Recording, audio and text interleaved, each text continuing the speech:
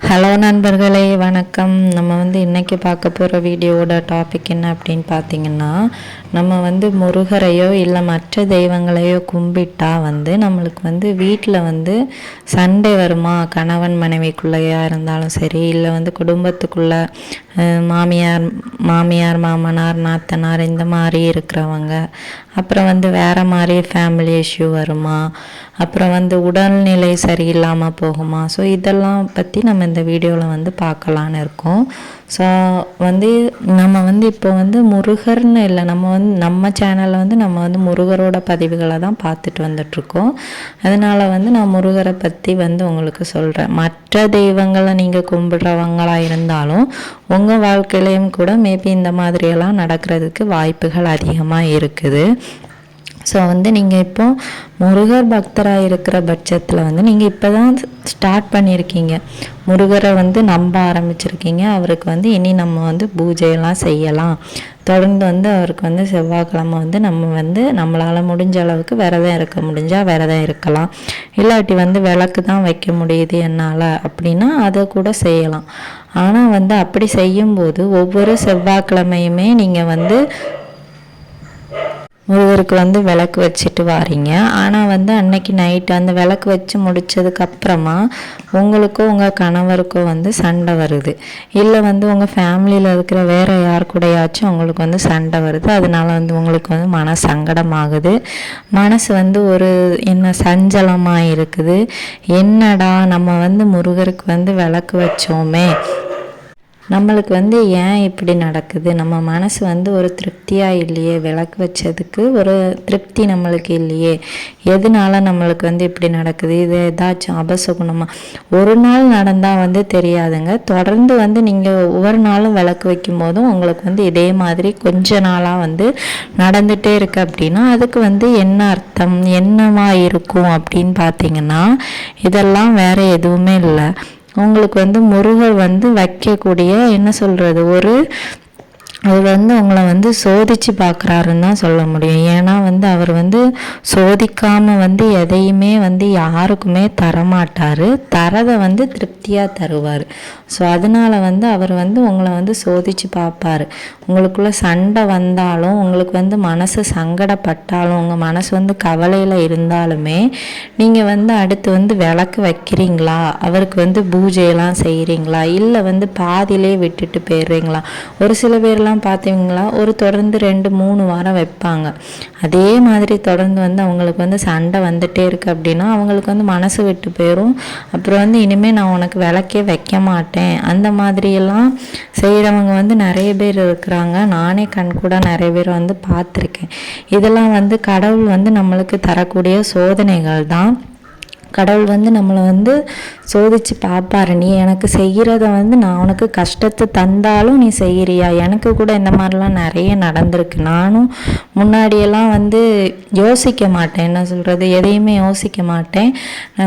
நம்ம விளக்கு வைக்கிறோம், நம்மளுக்கு அன்னைக்கே சண்டை வருது. அலைக்கு எல்லாம் இல்லை ஆட்டோண்டா.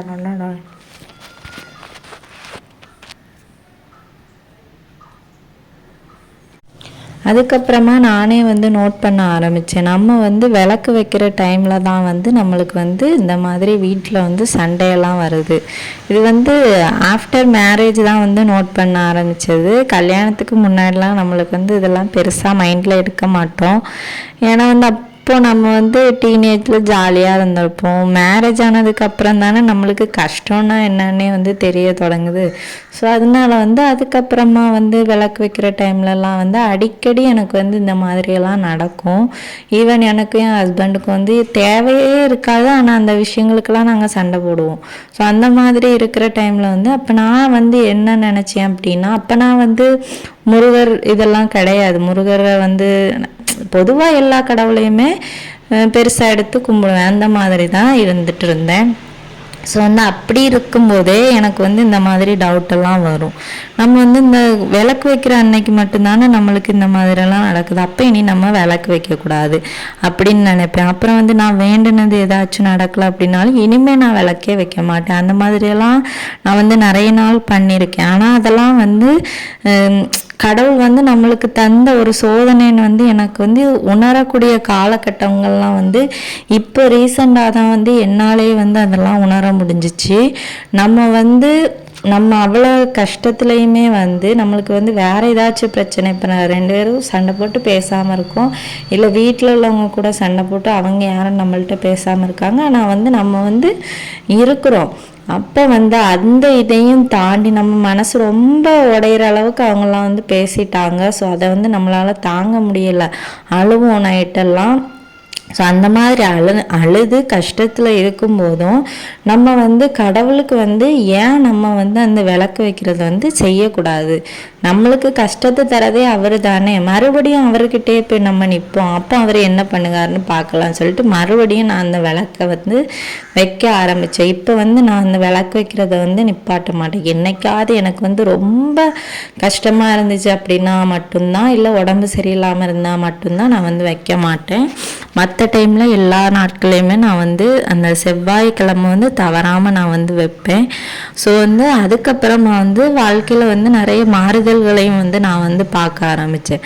ஸோ வந்து நீங்களும் வந்து இந்த மாதிரி உங்கள் ஃபேமிலியில் வந்து நிறைய சண்டை வருது, உங்களுக்கும் உங்கள் ஹஸ்பண்டுக்கும் சண்டை வருது, இல்லை ஃபேமிலியில் உள்ளவங்க வந்து உங்கள்கிட்ட சண்டைக்கு வராங்க, அவங்களுக்கு ரொம்ப கஷ்டமாக இருக்குது, நீங்கள் செய்யாததானா சொல்லி வந்து உங்களை வந்து திட்டுறாங்க. ஸோ அந்த மாதிரி வந்து நிறைய பேர் இருப்பாங்க.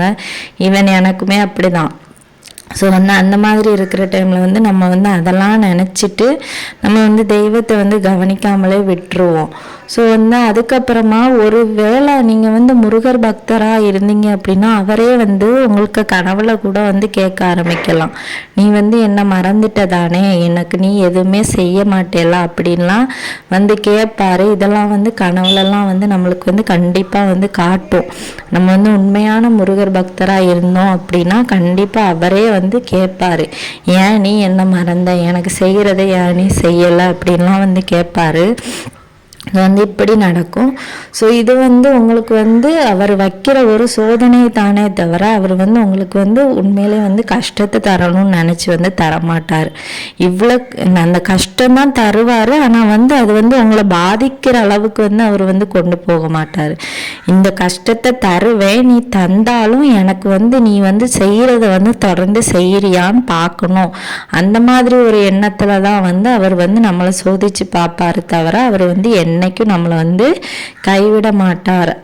அது வந்து நம்ம வந்து நம்மளுக்கு தெரிஞ்ச விஷயந்தான். யாம் இருக்க பயமேன், நம்ம சரவணன் இருக்க நமக்கு ஏன் பயம், அந்த மாதிரி தான்.